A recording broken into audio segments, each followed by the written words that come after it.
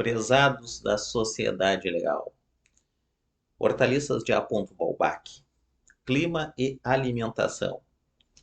Apesar de ser um fato indiscutível, a influência do clima sobre as funções do corpo humano, muitas das perturbações orgânicas atribuídas a esse fator podem referir-se com maior propriedade a enganos de regime. Os hábitos dos nativos, especialmente no interior, são em geral mais adequados ao clima, em resultado da experiência secular de muitas gerações, do que os costumes importados pelos adventícios. Alguns anos de observação sistemática de doentes originários dos estados do sul foram suficientes para convencer as autoridades médicas de que o regime dos sulistas, muito mais do que o seu clima, era a causa das suas perturbações gastrointestinais, geralmente rotuladas de biliosidade. Os alimentos excessivamente condimentados, o abuso do açúcar, o consumo de frituras, o suco de carnes, o excesso no comer, o intervalo insuficiente entre uma e outra refeição são um tipo de alimentação capaz de arruinar a digestão de um avestruz.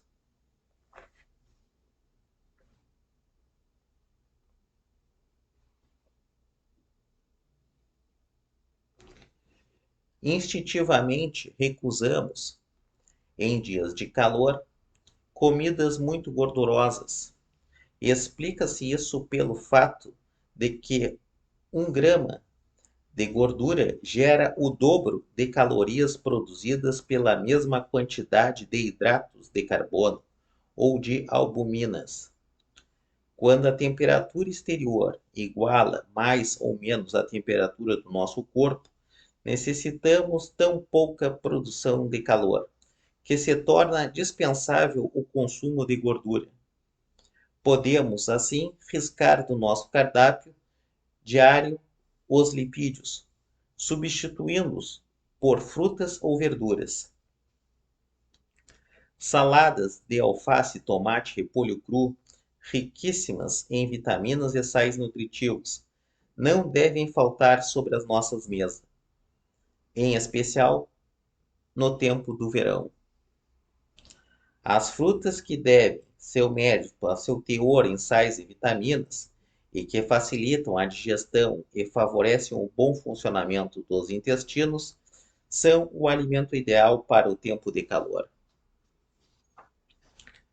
Nos dias de verão causticante, mais do que em qualquer outra época do ano, a alimentação deve ser vegetariana, constituída principalmente de frutas e hortaliças, que, encerrando apreciável valor nutritivo, contém fraca cota de gorduras.